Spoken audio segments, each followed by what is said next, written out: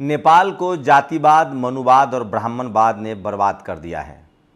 भारत की जो media reports है वो बता रही है कि वहाँ भी हर पदों पर ब्राह्मण समाज का दबदबा है।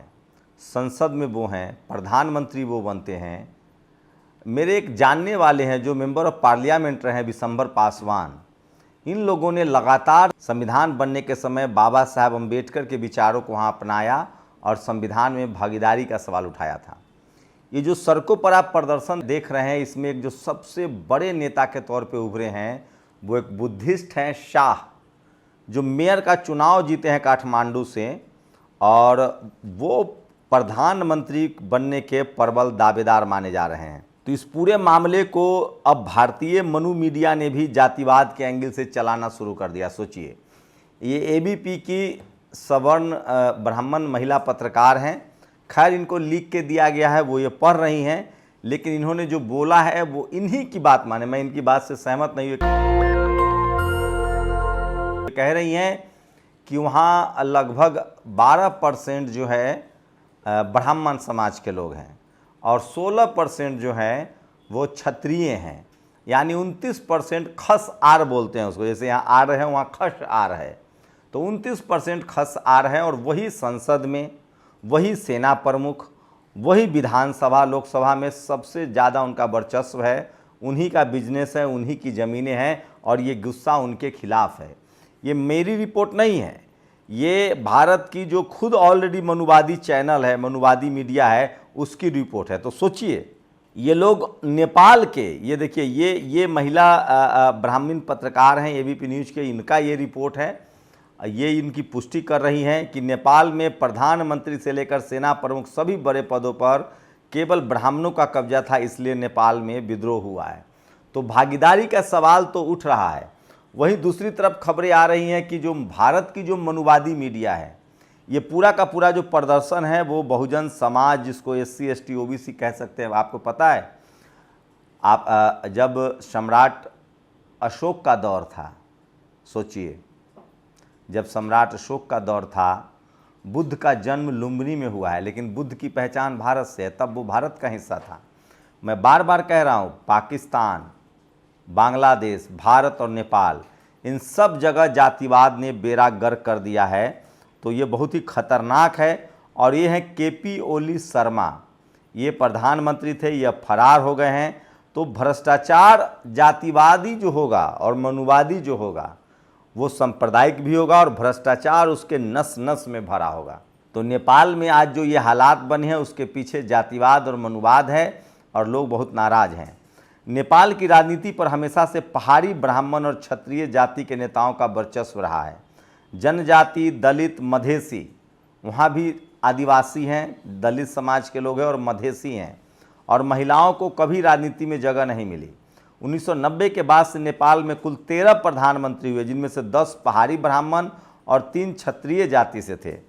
कोइराला, दहल, भट्टराई, अधिकारी और KP शर्मा ओली पहाड़ी ब्राह्मण, जबकि ये लेफ्टिस्ट कहते हैं ये लोग कुछ को।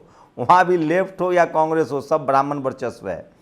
थापा और देउवा जैसे लोग क्षत्रिय हैं।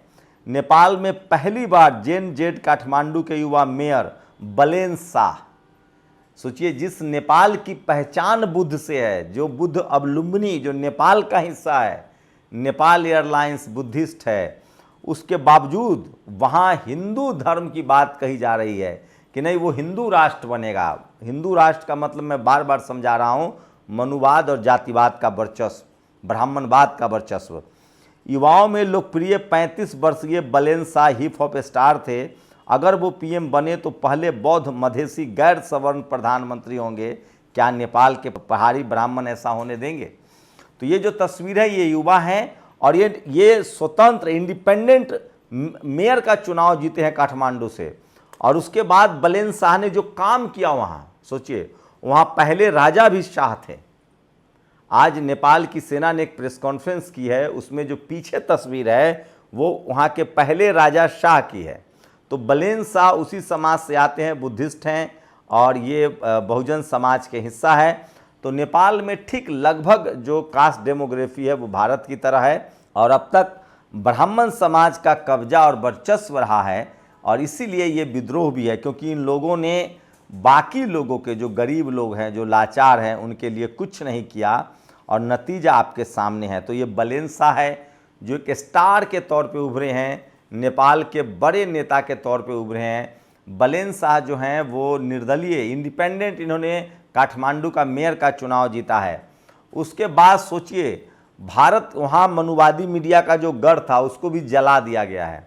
अब भारत में जो मनुवादी मीडिया जो वहाँ पहुँच रहे हैं उनके साथ भी ये भारतीय रिपोर्टर हैं, एक भारत के मनु चैनल का। मैं भारत की मीडिया को मनुवादी चैनल क्यों कहता हूँ, क्योंकि यहाँ तो 90% लोगों का उसमें रिप्रेजेंटेशन ही नहीं है। आपको कोई पासवान, दलित, कुर्मी, कुशवाहा, यादव, तेली, कुनबी, कोई आपको यहाँ तक कि मराठा, पटेल, जाट, गुर्जर, एक दो जाट एंकर मिल जाएंगे, गुर्जर एंकर नहीं है।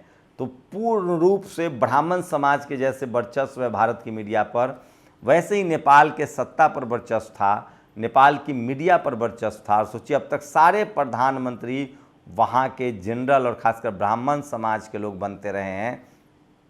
और ये भारत की मीडिया भी अब कह रही है कि जातीय वर्चस्व ने नेपाल को कंगाल कर दिया है। अच्छा, ये लोग कर क्या रहे थे?